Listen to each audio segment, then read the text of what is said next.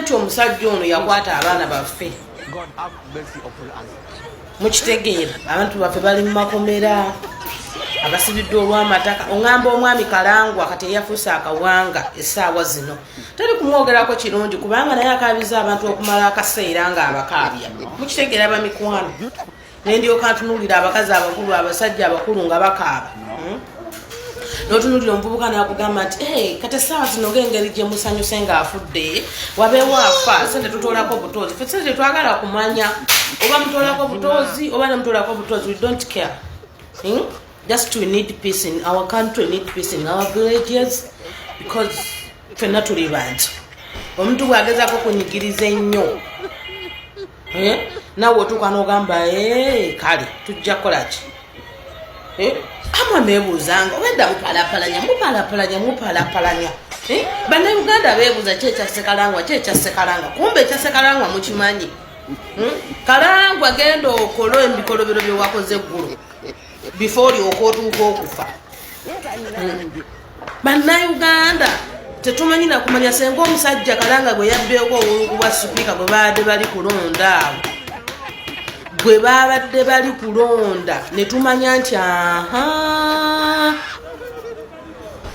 buli muntu gwe babonyagako obunyazi yali asaana okwogeranga gwe babbyeko obululu obwekayunga sipiika. Omusajja yabadde ayiseemu bulungi nnyo ku bwa sipiika mwami Kalangwa n'ageri n'ayuza obululu bwe yayuzizza obululu bwa munne nga Kalangwa alina gw'ayagala gwe bayita sula wamaze n'obwangula ku bwa Kalangwa naye naye weegendereze kubanga mwayuzizza obululu bwa munnammwe nga tayinza kutayogera lulimi lufu n'agamba nkuwadde ennaku ezi Kalangwa ennaku ezi ebbanga lyomaze ng'okaabya abantu ennaku ezi ate yakyogedde namulujjudde lw'abantu bannange ensi tetwemazangamu bannayuganda buno obululu buno bwe mulaba omuntu muleke agenda ali amala aveeyo naye gweoyuziza obululu bwa muno n'okuba olina gweoyagala obululu babuddemu era n'oteekawo oyo Mr. Kalangwa oyo gwe mulabayo Kawanga eyafudde yaladdewo miliyoni 2 okubanga balwanira akalulu kasulo kawangula naye ng'omusajja yawangudde ku bwa sipiika Kalanga tamwagala kikyamuviiddeko kufa oli kwogera nti Kalangwa otudde obululu bwange nenkuwadde ennaku ezi olwamaze okuva ku lediyo ye wali eri olweggulo ng'amaze okwogera tewalise naddakiika mbuziwera 10 Kalanga naawe bannange ensi tebeemazaamu enesiba naye tetugikungulako kisere nabagambye nti buli omu ku nsi kuno agenda kufuna poloti kuno ku nsi nabagambye nti buli omu alina poloti ye mupalapalanya mbuboda owa boda mulete muwala wa Kalangwa yabadde munda n'abasirikale mubatulageko bonna balamu bakugamba nti Kalangwa olwamaze okugwa bwati bwe papa bamusanze wansi bamujjukidde na bujjukizi nga yazirise ne bamugjayo naye nga bali bonna bali wali batemya bukofu buli akola ekikolobero ku nsi kuno abantu ba NRM mwayiga omuze okubba obululu naye mwabbye obululu bwa sipiika w'ekayunga oyo ye yabamaze taata weeyongereyo okugoba okukozi taata weeyongereyo sipiika wawangudde akalulu ko kubwekayunga ne basalawo ne babuwa sula naye gukutujje mwabadde mu lugo olubba olubululu buno obwa munnammwe detailo zikyajja tukyaleeta amawulire bantu mwe muli bantu babi nnyo abasaze nti nammwe tubeebaza mwongere okusala leero ye faino omugenyi okutuuka mu ddiiro bwatuuka musaleko ko mulye mu tesupu abantu b'ekayunga ate banagamba nti bannopu bwe basanyuka kayunga Mbale ebitundu ebiriraanya awo wonna Busoga Lugazi wano wonna musanyuka oyo gaya tuyiganyiza mwanguwe sibalengera nze yes mwasuze mutya bannange abannakawo mwasuze mutya bannaye bannakayunga muli bulungi kansubire nti alhamdulillah ndabukeeseza buli bulungi bannange waliwo eggulire enjagala okuba neggulire lino abavubuka ab'ekayunga musembere wano ate ndaga mutambuze message yange ne tukukuba akayunga abavubuka eri buli kinoomu nga wasibibwako omuntu wo mu kayunga mu bitundu ebiddiridde ebiriraanye tukkirize nti omusajja ono yakwata abaana baffe mukitegeera abantu baffe bali mu makomera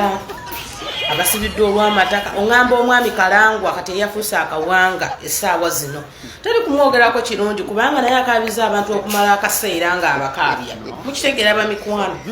nendyoka ntunuulira abakazi abakulu abasajja abakulu nga bakaaba n'otunuulira omuvubuka n'akugamba nti kati essaawa zino ng'engeri gye musanyuse ng'afudde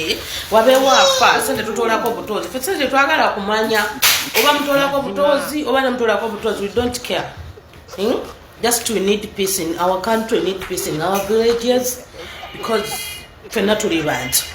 omuntu bwagezako kunyigiriza ennyo nawe otuuka n'ogamba kale tujja kukolaki amwe neebuuzanga obedda mupalapalanya bannayuganda beebuuza kyekyasekalangwa kumbe ekyasekalangwa mukimanyi Kalangwa genda okolo ebikolobero bye wakoze eggulu before okootuuka okufa bannayuganda tetumanyi nakumanya senga omusajja Kalanga gwe yabbeeko obulungu bwa sipiika gwe babadde bali kulonda awo gwe babadde bali kulonda ne tumanya nti buli muntu gwe babonyagako obunyazi yali asaana okwogeranga gwe babbyeko obululu obwekayunga sipiika omusajja yabadde ayiseemu bulungi nnyo ku bwa sipiika mwami Kalangwa n'ageri n'ayuza obululu bwe yayuzizza obululu bwa munne nga Kalangwa alina gwayagala gwe bayita sula wamaze n'obwangula ku bwa Kalangwa naye naye weegendereze kubanga mwayuzizza obululu bwa munnammwe nga tayinza kutayogera lulimi lufu n'agamba nkuwadde ennaku ezi Kalangwa ennaku ezi ebbanga lyomaze ng'okaabya abantu ennaku ezi ate yakyogedde namulujjudde lw'abantu bannange ezi tetwemazangamu bannayuganda buno obululu buno bwe mulaba omuntu muleka agenda ali amala aveeyo naye gwoyuziza obululu bwa muno n'okuba olina gwoyagala obululu bwa buddemu era n'oteekawo oyo Mr. Kalangwa oyo gwe mulabayo Kawanga eyafudde yataddewo miliyoni 2 okubanga balwanira akalulu kasulo kawangula naye ng'omusajja yawangudde ku bwa sipiika Kalanga tamwagala kikyamuviiddeko kufa oli kwogera nti Kalangwa otudde obululu bwange nenkuwadde ennaku ezi olwamaze okuva ku lediyo ye wali eri olweggulo ng'amaze okwogera tewalise naddakiika mbuziwera 10 Kalanga naavu bannange ensi tebemazaamu enesiba naye tetugikungulako kisere nabagamye nti buli omu ku nsi kuno agenda kufuna poloti kuno ku nsi nabagamye nti buli omu alina poloti ye mupalapalanya mbuboda owa boda muleete muwala wa Kalangwa yabadde munda n'abasirikale mubatulageko bonna balamu bakugamba nti Kalangwa olwamaze okugwa bwati bwe papa bamusanze wansi bamujjukidde na bujjukizi nga yazirise ne bamugjayo naye nga bali bonna bali wali batemya bukofu